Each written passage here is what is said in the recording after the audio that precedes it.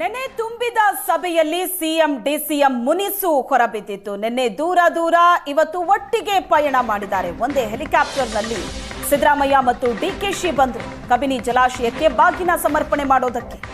ಬೀಚನಹಳ್ಳಿಗೆ ಜೊತೆಯಲ್ಲೇ ಬಂದರು CM DCM. Siddaramaiah, DK Shivakumar, Mahadevappa ಒಂದೇ ಹೆಲಿಕಾಪ್ಟರ್ನಲ್ಲಿ ಬಂದಿಳಿದ್ರು.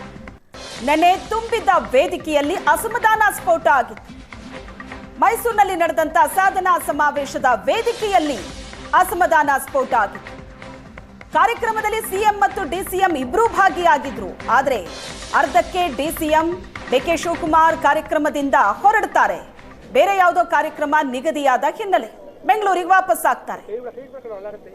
ಆದರೆ ಸ್ವಾಗತ ಕೋರುವಂತ ಸಂದರ್ಭದಲ್ಲಿ ಸಿದ್ದರಾಮಯ್ಯನವರು ವೇದಿಕೆಯಲ್ಲಿದ್ದವರನ್ನ ಮಾತ್ರ ಸ್ವಾಗತಿಸೋದು, ಮನೇಲಿ ಕೂತವರನ್ನಲ್ಲ ಅನ್ನೋ ಮೂಲಕ ಒಂದು ಅಸಮಾಧಾನ ಅಂತೂ ಸ್ಫೋಟ ಆಗಿತ್ತು. ನೆನ್ನೆಯ ದೃಶ್ಯ ನೋಡ್ತಾ ಇದ್ದೀರಿ.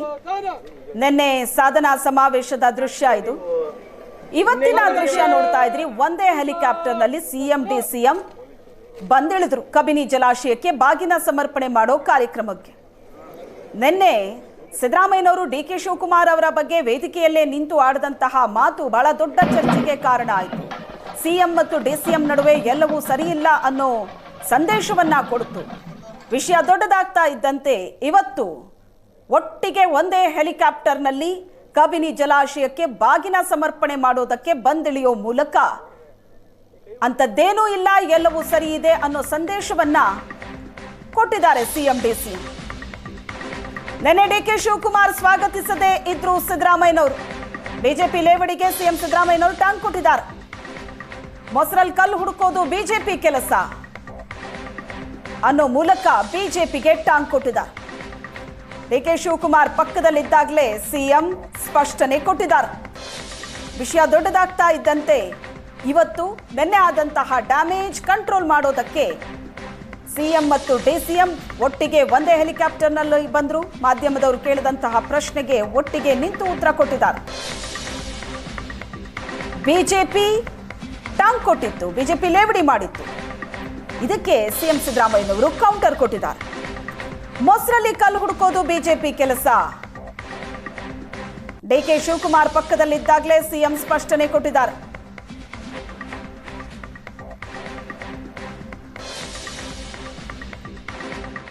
ಸ್ವಾಗತನದು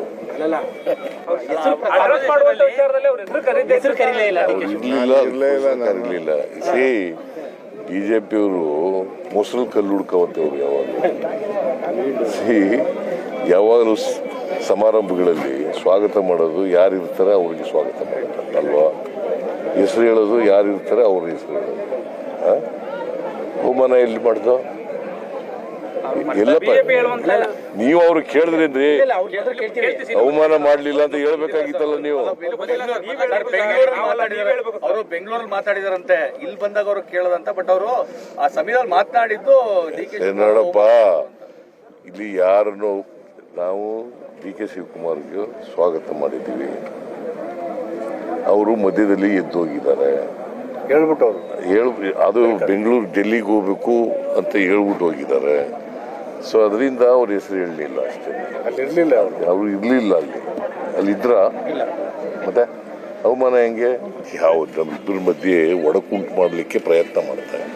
ಲಾಭ ತಗೊಳ್ಳಿಕ್ಕೆ ಅಂತ ಲಾಭ ಆಗುತ್ತೆ ಅಂತ, ರಾಜಕೀಯ ಲಾಭ ಮಾಡ್ತೀವಿ ಅಂತ ಭ್ರಮೆನಲ್ಲಿದ್ದಾರೆ ಅವರು. ಭ್ರಮೆ ಯಾವಾಗಲೂ ಕೂಡ ಭ್ರಮೆನಲ್ಲೇ ಇರ್ಬೇಕು. ಸ್ವಾಗತ ಯಾಕೆ?